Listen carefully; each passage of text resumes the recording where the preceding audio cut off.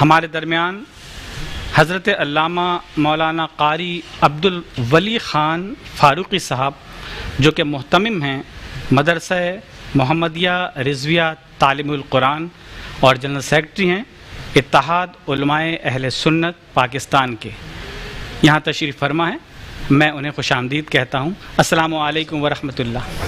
آپ کی تشریف آوری کا بہت بہت شکریہ۔ آپ کا بھی بہت شکریہ، مہربانی۔ ناظرین، ہمارے مستقل قاری اور ثناخواں قاری فیصل چشتی صاحب جو ہمیشہ کی طرح ہمارے ساتھ ہوتے ہیں، اب وہ تشریف لائیں، ہم انہیں بھی اس پروگرام میں خوش آمدید کہتے ہیں۔ السلام علیکم۔ معزز ناظرین، حضرت علامہ مولانا عبدالولی خان فاروقی صاحب کی طرف ہم آتے ہیں اور ان سے سوال کرتے ہیں کہ غزوہ بدر کی اہمیت سے ناظرین کو مستفید فرمائیں۔ ماشاءاللہ، الحمدللہ رب العالمین والصلاة والسلام علی سید الانبیاء والمرسلین۔ لقد نصرکم اللہ ببدر وانتم اذلہ۔ صدق اللہ العظیم۔ سب سے پہلے میں آپ کا شکر گزار ہوں، آپ کی ساری ٹیم کا شکر گزار ہوں کہ آپ نے مجھے اپنے پروگرام میں موقع عنایت فرمایا۔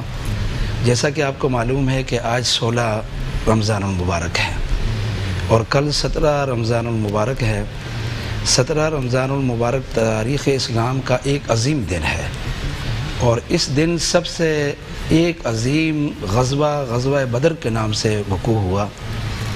تاریخ انسانیت کا یہ سب سے عظیم واقعہ ہے اور اس غزوے میں اللہ رب العالمین نے جو مسلمانوں کو شاندار کامیابی دی، جو مسلمانوں کو عزت نصیب فرمائی اور جس انداز سے مسلمان کامیاب ہوئے، تاریخ انسانیت میں ایسی کامیابی کی کوئی مثال نہیں ملتی۔ بے شک سرور کائنات صلی اللہ علیہ وسلم کا یہ عظیم غزوہ کہ جس میں آپ نے بنفس نفیس شرکت فرمائی، یوں تو دیگر کئی اور غزوات میں بھی شریک ہوئے، لیکن کیونکہ یہ پہلا غزوہ تھا اور پورے عالم عرب کی اس پر توجہ تھی اور مسلمانوں کے لیے ایک امتحان تھا، سن 2 ہجری میں پیش آنے والا یہ واقعہ یا تو اسلام کے لیے کامیابی کا ایک بڑا سلسلہ اور وجہ بن سکتا تھا اور شکست کی صورت میں مسلمانوں کے لیے، اسلام کے لیے نہایت ہی کمی کا سلسلہ اور سبب بن سکتا تھا۔